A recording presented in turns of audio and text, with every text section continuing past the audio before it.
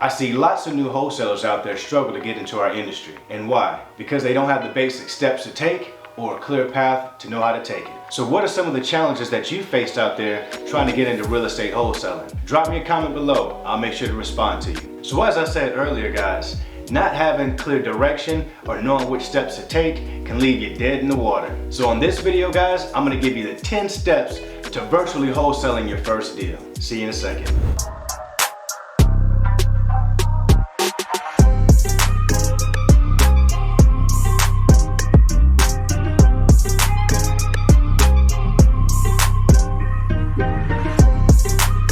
I'm Shaun Young, virtual real estate investor, and I love all things real estate. All right, let's go ahead and jump right into it. Step number 1, talk to people. Just as easy as it sounds, guys. Talk to everyone that you know. Let people that you come in contact with that you're into real estate. You'll be surprised at how many referrals you'll get out of that. Step number 2, finding a hot market and motivated sellers. So what that means is before you get started, you want to make sure that you choose a market that can get you a return on your investment sooner than later. So one key factor that you want to consider is the population size. You want to go after markets that have a population of at least 100,000 people to give yourselves the best chance of success. Next, you want to find the hottest pockets of activity that's going on in those markets so that you know exactly where to target. Number 3, evaluating the property. This is where you run comps on the property so that you can come up with your maximum allowable offer, or some of us like to call it Mayo. And to come up with those comps, guys, when talking to sellers,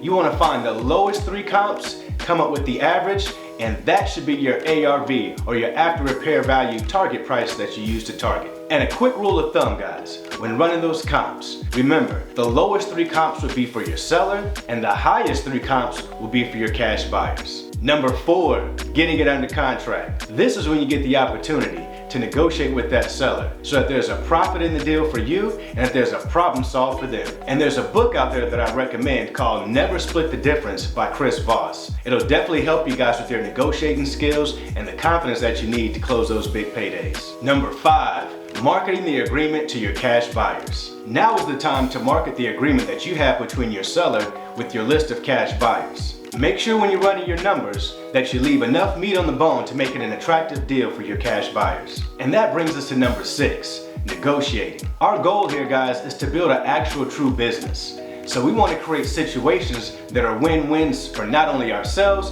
but for our clients that we're involved with. So in this case, we want a win-win-win situation so that our seller wins, our cash buyer wins, and that you win as a wholesaler as well. Number 7, assign the agreement to your cash buyer. The assignment agreement is signed by you and your cash buyer. Then your cash buyer wires over the earnest money deposit to the closing agent or the closing attorney that's going to be closing this deal for you, and that's going to be held in escrow. Number 8, sending all documents to your closing attorney or title company. Guys, remember, find yourselves a good closing agent or title company because they should be working for you on your behalf. What I mean by that is a good closing attorney or title company will actually be the transaction coordinator to an extent for that deal. They'll make sure that all necessary parties are contacted and kept aware of the entire transaction during the process. So remember, guys, to vet yourselves a good closing attorney or title company because it can be very important. They can make or break a deal when it comes down to it. So keep in mind,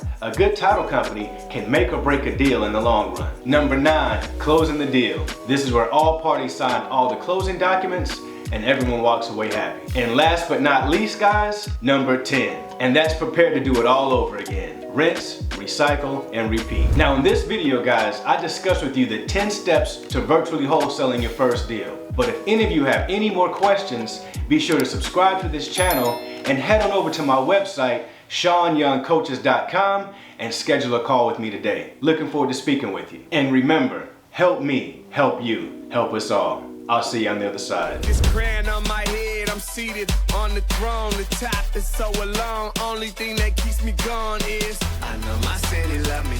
I know my city love me. I know my city love me. I know my city love me.